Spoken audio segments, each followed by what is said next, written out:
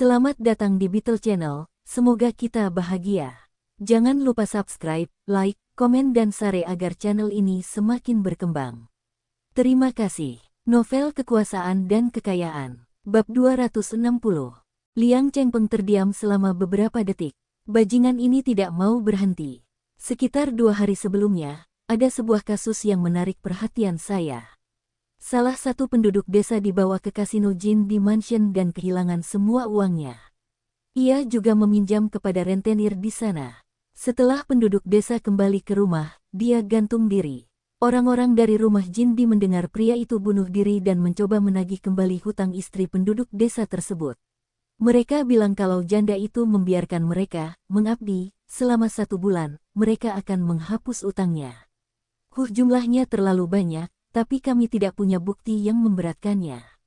Dong Suebing mengerutkan kening. Kepala Liang, jika tempat seperti itu masih ada, hanya masalah waktu saja sesuatu yang serius akan terjadi.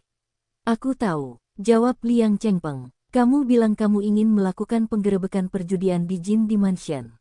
Fakta percaya diri kamu, 90%. Baiklah. Selama kamu menangkap seseorang dan mendapatkan bukti yang anggota akan Jin Dimension, aku akan membiarkanmu menangani kasus ini. Dong Suebing berhenti sejenak dan menjadi cerah. Ya Pak, aku tidak akan membiarkanmu jatuh. Sekarang semuanya terserah padamu. Anda harus menyita peralatan perjudian dan uangnya. Harga kalau hanya puluhan ribu. Setidaknya harus ada ratusan ribu hingga 1 juta sebelum kita mendapatkan alasan sah untuk menutup tempat itu. Apakah kamu mengerti? Ya Pak, baiklah. Jaga keselamatanmu. Liang Chengpeng tidak tahu mengapa Dong Suebing begitu percaya diri. Namun apa yang dilakukan Jin Dimension baru-baru ini telah membuat marah Liang Chengpeng. Jika Dong Suebing dapat menemukan alasan yang sah untuk menangkap orang-orang itu, Liang Chengpeng tidak setuju memberikan bantuan kepada Dong Suebing. Jika Dong Suebing tidak bisa mendapatkan bukti apapun, Liang Chengpeng juga tidak akan rugi apa-apa. Perubahan sikap Liang Chengpeng membuat Dong Suebing lebih percaya diri. Setelah menutup telepon, dia membawa Chu Feng ke mobilnya. Bagaimana menyelidikinya? Dong Suebing bertanya saat keduanya sudah berada di dalam mobil. Jawab Chu Feng. Ketua Dong, saya sudah memeriksa semua berkas kasus. Selama beberapa tahun terakhir, stasiun kami telah menerima banyak laporan dari penduduk desa di Jin Dimension. Tapi setelah kami serahkan laporan ke Biro Kabupaten, tidak ada kabar lagi. Saya ingat Kepala Liang telah mengirim orang untuk menyelidiki rumah Jindi, tetapi mereka tidak mendapatkan bukti. Dong Suebing memandang Chu Feng. Semua orang tahu ada kasino ilegal di Jin Dimension. Kenapa tidak ada bukti? Jawab Chu Feng. Pertama, seseorang dari pihak kita mungkin membocorkan berita tersebut ke Jin Dimension. Kedua, Jin Dimension sangat besar dan kasino berada jauh di dalam. Ketika polisi tiba, orang-orang di pintu masuk akan memberitahu orang-orang di dalam untuk melarikan diri. Kalaupun polisi menemukan kartu poker dan dadu, percuma saja. Bagaimanapun, ini adalah outlet hiburan, dan pelanggan mereka dapat membeli kartu poker di dalamnya. Jadi, itu tidak bisa dijadikan bukti. Dong Suebing mengangguk. Tahukah kamu siapa penanggung jawab kasino dan Jin Dimension? Chu Feng mengangguk. Ya, saya mendapat informasinya. Oke, ayo pergi. Chu Feng terkejut. Kemana kita akan pergi? Belanja. 1 jam kemudian, Dong Suebing memerintahkan Chu Feng untuk membeli 2 set pakaian, kacamata hitam, dan pewarna rambut dari pusat perbelanjaan. Dong Suebing menyemprotkan pewarna rambut ke rambutnya. Ini adalah pewarna rambut non-permanen yang bersifat semprot, dan warnanya akan memudar saat dicuci. Dong Suebing mengubah warna rambutnya menjadi kuning dan menggunakan gel rambut untuk menyisirnya ke belakang. Setelah itu, ia beralih ke 1 set kemeja Hawaii dan mengenakan kacamata hitam besar. Xiao Chu, bagaimana kabarnya? Bisakah kamu mengenaliku? Chu Feng tersenyum. Tidak. Dong Suebing melihat dirinya di cermin dan mengangguk. Kamu juga harus berubah sekarang. Kacamata hitam menutupi separuh wajah Dong Suebing, dan setelah mengganti gaya rambut dan pakaiannya, Dong Suebing terlihat seperti hooligan. Dong Suebing merasa bahkan ibunya tidak akan mengenalinya jika dia bertemu dengannya di jalanan. Setelah beberapa saat, Chu Feng mengganti pakaian dan gaya rambutnya. Pakaiannya mirip dengan Dong Suebing. Dong Suebing menatapnya dan mengangguk. Baiklah, Kamu terlihat berbeda. Saatnya bertindak. Tinggalkan kartu identitas dan barang pribadi Anda di mobil saya. Jangan membawa apapun yang akan mengungkap identitas Anda.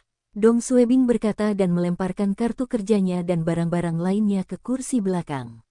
Dia hanya membawa uang dan dompet. Setelah itu, Dong Suebing memarkir Buick di tempat parkir bawah tanah dan pergi bersama Chu Feng. Chu Feng bertanya dengan bingung. Ketua Dong panggil aku bos. Bos, kita akan pergi kemana? Dong Suebing tertawa. Kami akan melakukan penggerebekan perjudian di Jin Dimension.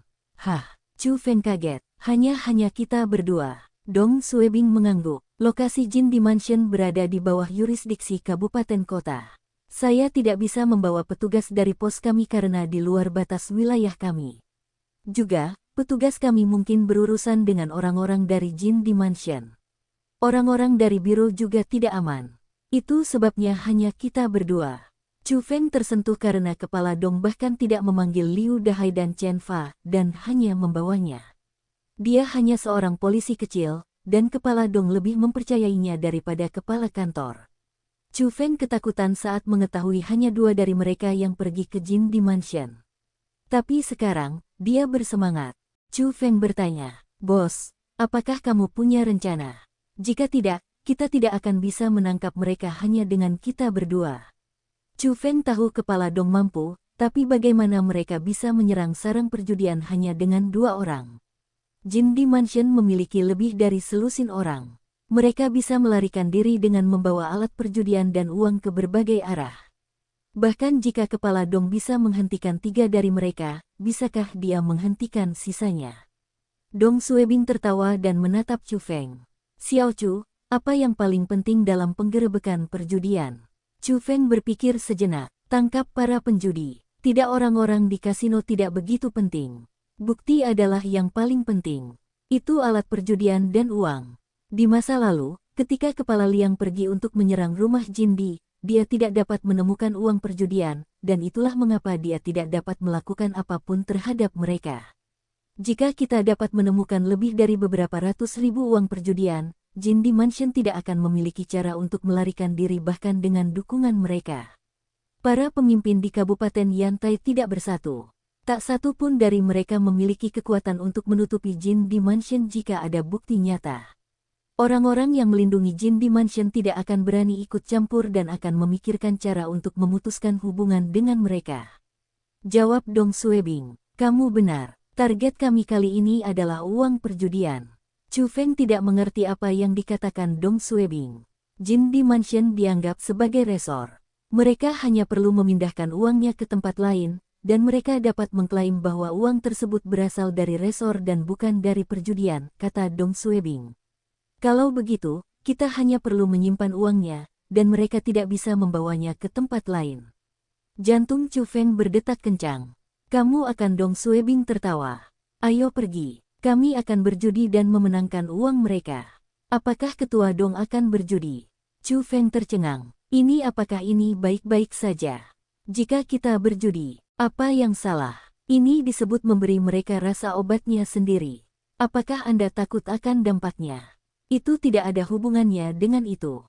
Petugas keamanan publik kami yang menyamar ada di seluruh Tiongkok. Mereka bahkan harus membantu para bandar narkoba yang mengedarkan narkoba untuk menangkap mereka. Apakah mereka melanggar hukum? Tidak, ini hanya salah satu strategi mereka. Dong Suebing telah merencanakan serangan perjudian ini selama beberapa waktu dan telah memikirkan semua kemungkinannya. Dong Suebing hanya memiliki satu kesempatan untuk menyerang kasino Jin Dimension. Jika Dong Suebing gagal, pihak lain akan terkejut dan menghentikan operasinya. Di masa depan, Dong Suebing tidak akan memiliki kesempatan untuk menangkap mereka.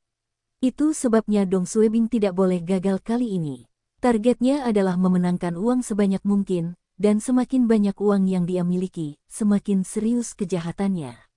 Dong Suebing harus menyingkirkan mereka dalam satu pukulan.